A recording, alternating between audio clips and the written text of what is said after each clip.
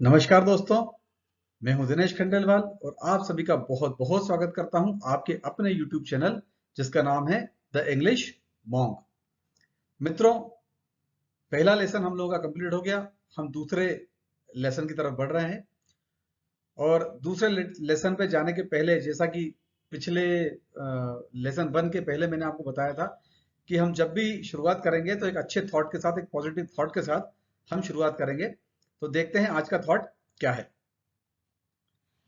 याद रखें, आपके लिए कुछ भी असंभव नहीं है। आप वह कर सकते हैं जो आपने कभी सोचा ही नहीं। Remember, nothing is impossible for you. You can do what you never thought. मतलब कि आपके अंदर असीमित क्षमताएं हैं, आपके अंदर असीमित शक्ति है। आप वह भी कर सकते हैं जो आपने कभी सोचा नहीं। यानी कि आपकी सोच शायद आज ना हो कि आप क्या कर सकते हैं, लेकिन कल हो सकता है कि आप वह काम भी कर पाए जो आप आज नहीं कर सकते। इसीलिए किसी भी बात को आप असंभव ना माने और निरंतर अपना कार्य करते रहें।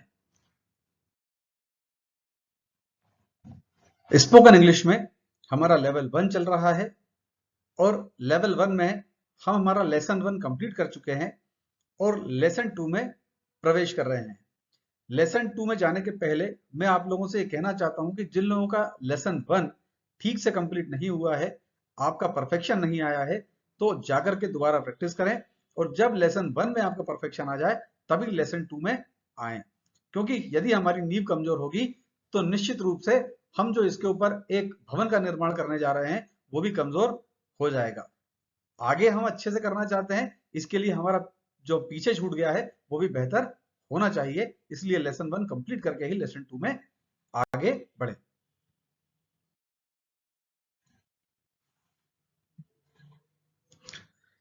लेसन 2 में जाने के पहले एक बार आपको एक सलाह।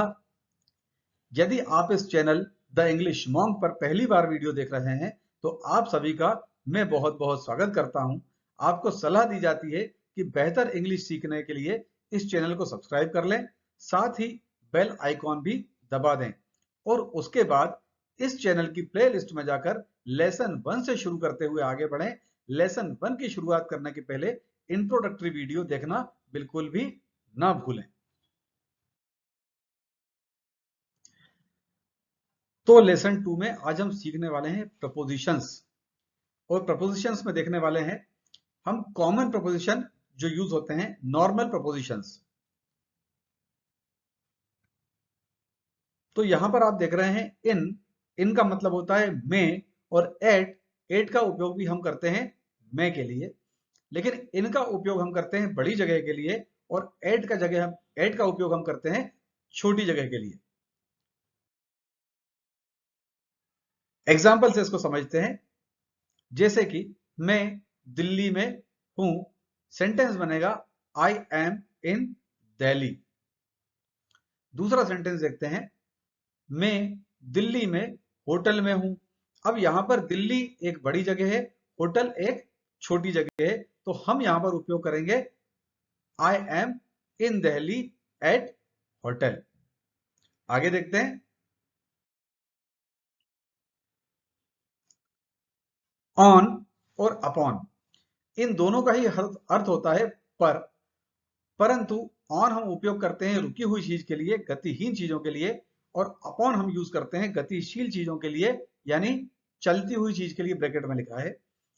यहां पर मैं आपको बता देना चाहता हूं कि ऑन और अपॉन के संबंध में अपॉन का उपयोग हम तब करेंगे जब गतिशीलता ऊपर से नीचे की तरफ हो, यानी कोई चीज ऊपर से नीचे की तरफ आ रही हो और उसमें गति हो, तब हम अपॉन का उपयोग करते हैं। उदाहरण के लिए देखते हैं, टेबल पर किताब है।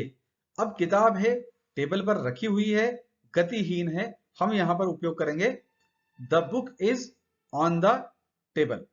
दूसरा सेंटेंस देखते हैं, फर्श पर स्याही गिर रही है। अब स्याही गिर रही है, ऊपर से नीचे की तरफ आ रही है, उसमें स्पीड है, यानी कि गतिशीलता है, हम यहां पर उपयोग करेंगे अपॉन का। The ink is falling upon the floor, यानी स्याही फर्श पर गिर रही है। आगे देखते हैं, ओवर एंड अबव। ओवर और अबव दोनों का ही मतलब होता है ऊपर, लेकिन हम ओवर यूज करते हैं गतिशील चीजों के लिए और अबव यूज करते हैं गतिहीनता होने पर। आगे एग्जाम्पल से इसको समझते हैं। प्लेन पहाड़ के ऊपर था, plane was over the mountain. क्योंकि प्लेन पहाड़ के ऊपर था तो निश्चित रूप से उसके अंदर गतिशीलता होगी, इसलिए हम उपयोग करते हैं the plane was over the mountain. पंखा सर के ऊपर है।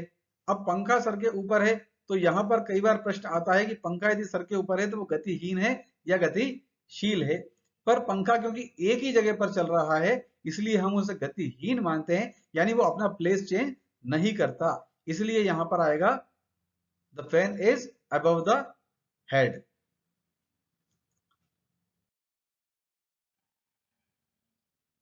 इसके बाद अंडर और बिलो दोनों का ही उपयोग होता है नीचे के लिए, लेकिन अंडर का उपयोग करते हैं हम गतिशील होने पर और बिलो का यूज करते हैं गतिहीन होने पर। उदाहरण, कुर्सी पेड़ के नीचे है। अब कुर्सी गतिहीन है तो हम उपयोग करेंगे the chair is below the tree. मैं पेड़ के नीचे था, I was under the tree. With यानी के साथ, तुम मेरे साथ हो, you are with me. To का मतलब होता है को, यह किताब राहुल को दे दो, give this book to Rahul. After का मतलब है बाद में, मैं तुम्हारे बाद आऊंगा, I will come after you. From यानी से, मैं भोपाल से हूं, I am from Bhopal. Far from, far from यानी से दूर। अभी आपने इसके ऊपर देखा फ्रॉम यानी से और फार फ्रॉम यानी से दूर। मैं भोपाल से दूर हूं, I M far from Bhopal. For यानी के लिए, यह किताब मेरे लिए है, this book is for me. In front of का मतलब होता है के सामने, तुम मेरे सामने हो, you are in front of me. Before का मतलब भी होता है के सामने और या फिर बोलेंगे पहले, लेकिन इन फ्रंट ऑफ के सामने जो के सामने लिखा है और बिफोर के मतलब का मतलब जो के सामने मैंने बताया, इन दोनों में एक डिफरेंस होता है जो मैं इस सेंटेंस के बाद आपको बताऊंगा। तो बिफोर का मतलब के सामने या पहले। सेंटेंस देखते हैं, तुम मेरे पहले हो, यू आर बिफोर मी। अब इन दोनों में अंतर यह है कि मान लीजिए कि मेरे कोई सामने है और उसका फेस मेरे सामने है, यानी हम फेस टू फेस हैं आपस में, तो हम यूज करेंगे you are in front of me. लेकिन यदि कोई किसी लाइन में मेरे सामने खड़ा हुआ है और उसका फेस दूसरी तरफ है तो हम यहां पर यूज करेंगे you are before me. Beside यानी बाजू में, तुम मेरे बाजू में हो, you are beside me. Behind यानी पीछे, तुम मेरे पीछे हो, you are behind me. In favour of यानी के पक्ष में, तुम मेरे पक्ष में हो, you are in favour of me. Against यानी विरुद्ध या फिर विपक्ष में, तुम मेरे विरुद्ध हो, you are against me. Out of यानी के बाहर, वह शहर के बाहर है, he is out of city. Outside the यानी के बाहर की ओर, मैं मकान के बाहर की ओर था। I was outside the house. Inside the यानी अंदर की तरफ, मैं कमरे के अंदर की तरफ था। I was inside the room. Near का मतलब है पास या करीब। मैं गांव के पास था। I was near the village.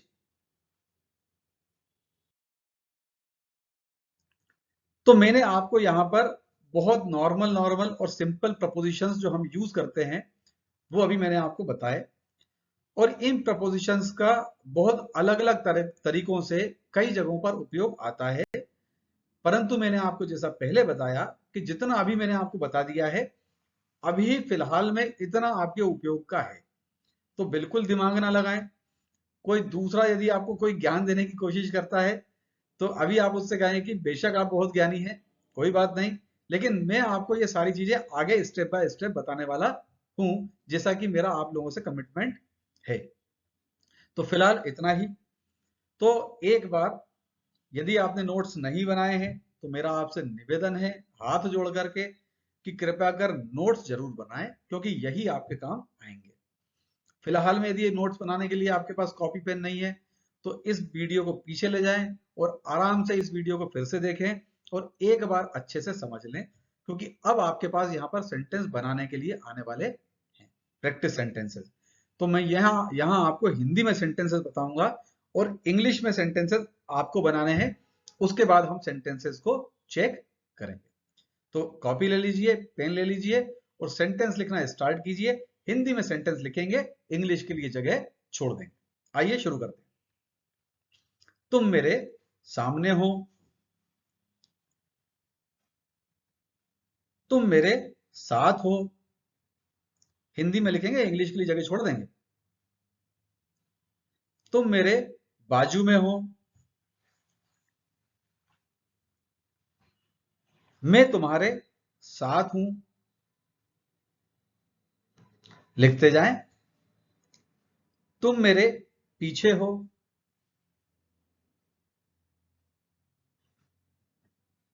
मैं भोपाल से हूं।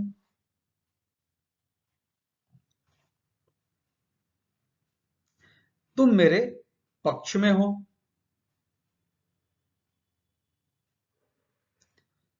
तुम भोपाल से हो।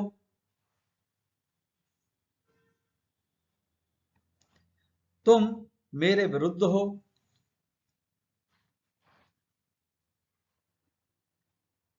मैं गांव के पास था।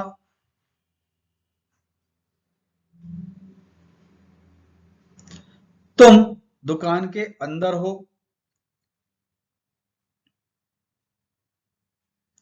मैं गांव से दूर था।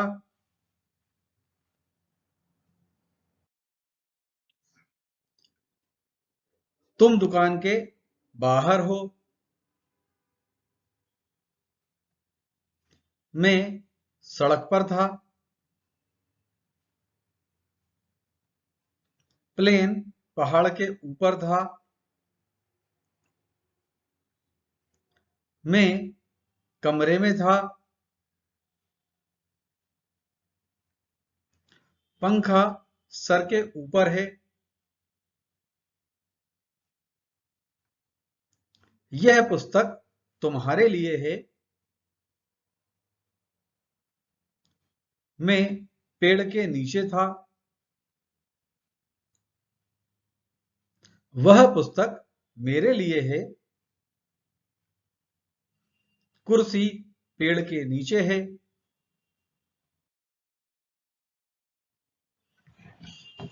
तो हिंदी में सेंटेंस आपने लिख लिए हैं, इन्हें आपको इंग्लिश में बनाना है। तो आप चाहें तो पीछे जो आपने नोट्स बनाए हैं उनको देख करके बनाइए। पीछे जो वीडियो में मैंने आपको बताया उनको देख करके बनाइए। आप देख सकते हैं, कोई दिक्कत नहीं है। अभी आप सीखने वाली प्रोसेस में है, कोई दिक्कत नहीं है।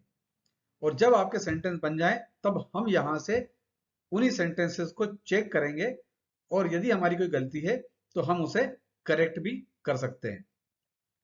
तो इस वीडियो को आप यहाँ पर रोक लीजिए, पॉज कर लीजिए और उसके बाद सेंटेंसेस बना लीजिए और बनाने के बाद यहाँ से हम चेक एंड करेक्ट पर आगे बढ़ेंगे। जिन लोगों ने बना लिया है हम उनके सेंटेंसेस को चेक करने जा रहे हैं। आइए चेक करते हैं। तुम मेरे सामने हो, you are in front of me. तुम मेरे साथ हो, यू आर विथ मी। तुम मेरे बाजू में हो, यू आर बिसाइड मी। मैं तुम्हारे साथ हूं, आई एम विथ यू। तुम मेरे पीछे हो, यू आर बिहाइंड मी।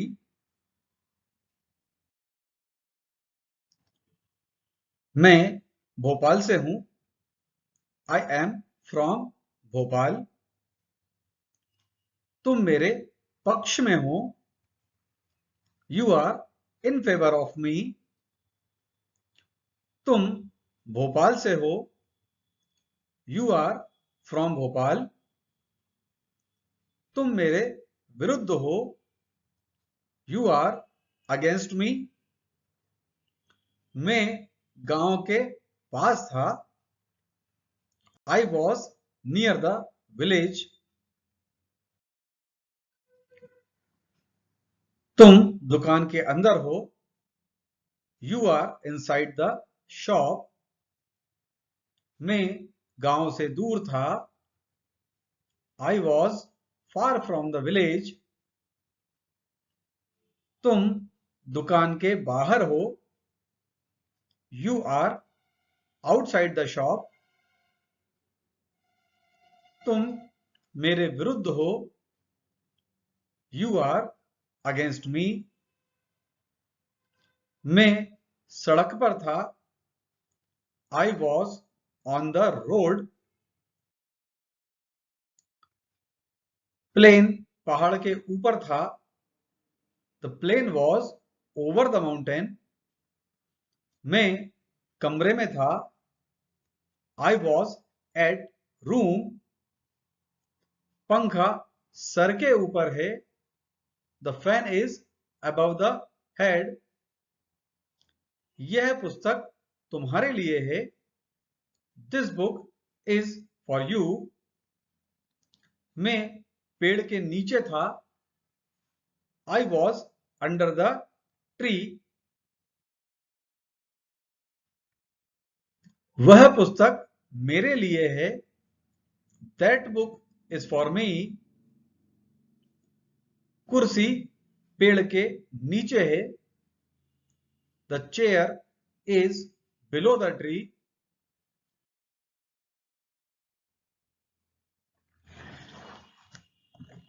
तो सेंटेंस हमारे सारे बन गए। आपने सेंटेंस चेक भी कर लिए। यदि अच्छे से सेंटेंस चेक नहीं हो पाए हो तो आप पीछे जाकर के इसी वीडियो को देख करके अपने सेंटेंसेस को प्रॉपरली चेक कर सकते हैं। अब अगेन बारी आ गई है हमारे बोलने की। तो जो भी आपने सेंटेंस बनाए हैं उन सेंटेंसेस के साथ बहुत अच्छे से प्रैक्टिस कर लीजिए और बोल बोल के प्रैक्टिस कीजिए ताकि आपकी बोलने की आदत हो जाए, इंग्लिश हमारी जबान पर आने लगे। ऐसी कोशिश कर लीजिए। सेंटेंस यदि आपके गलत हैं तो उन सेंटेंसेस को अच्छे से चेक कर लीजिए, करेक्ट कर लीजिए और प्रैक्टिस कर लीजिए। उसके बाद जैसा कि यहाँ पर लिखा हुआ है, नाउ लीव द हेजिटेशन, अपनी झिझक को छोड़ दें, speak English boldly and loudly.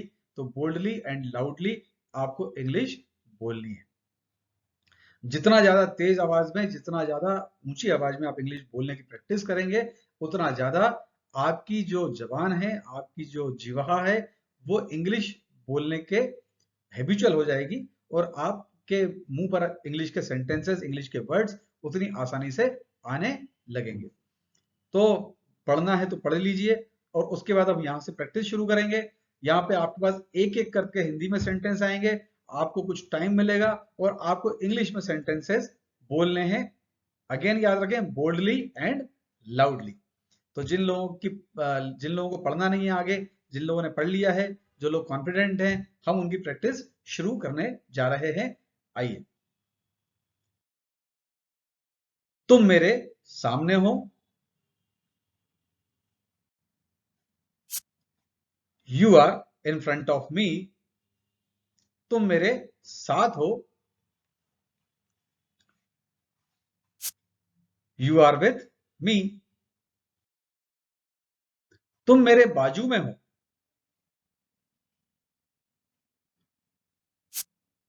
You are beside me.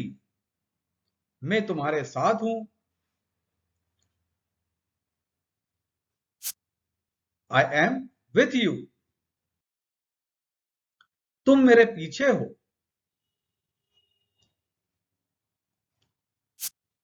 You are behind me. मैं भोपाल से हूं।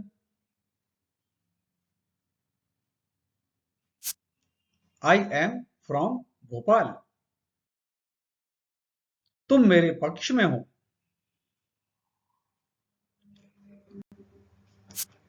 You are in favour of me. तुम भोपाल से हो।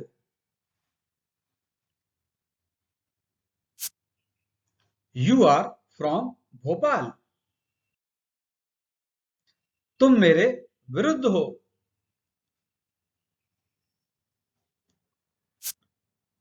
You are against me. मैं गांव के पास था।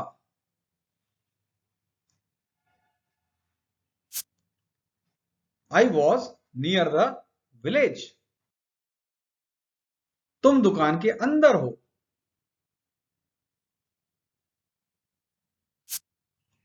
You are inside the shop. मैं गांव से दूर था।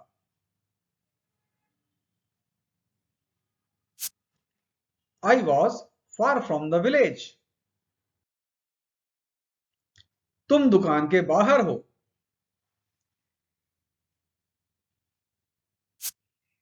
You are outside the shop. मैं सड़क पर था।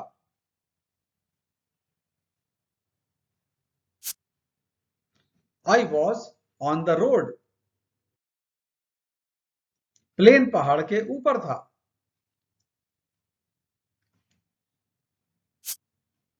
The plane was over the mountain. मैं कमरे में था।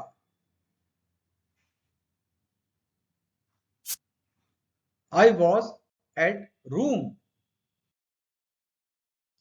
पंखा सर के ऊपर है।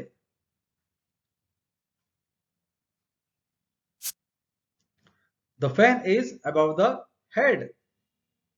यह पुस्तक तुम्हारे लिए है।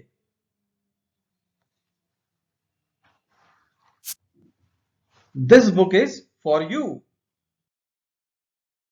मैं पेड़ के नीचे था।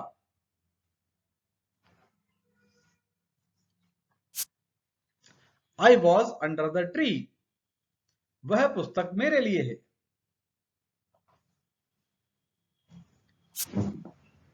That book is for me.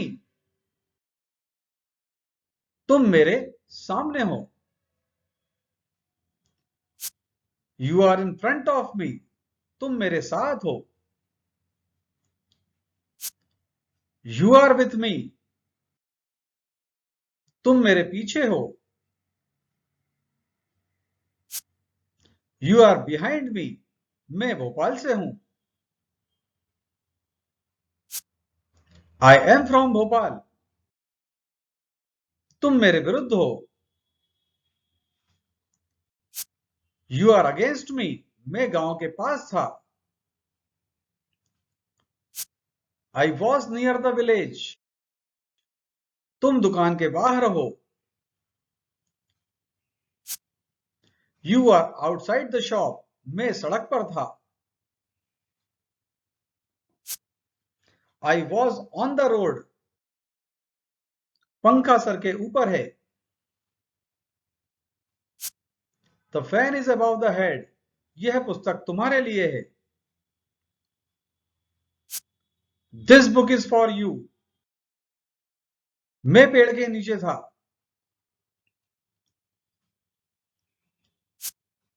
I was under the tree. वह पुस्तक मेरे लिए है। That book is for me. तुम मेरे पीछे हो। You are behind me. मैं भोपाल से हूं। I am from Bhopal. तुम दुकान के बाहर हो। You are outside the shop. मैं सड़क पर था। I was on the road. मैं पेड़ के नीचे था। I was under the tree. वह पुस्तक मेरे लिए है। That book is for me.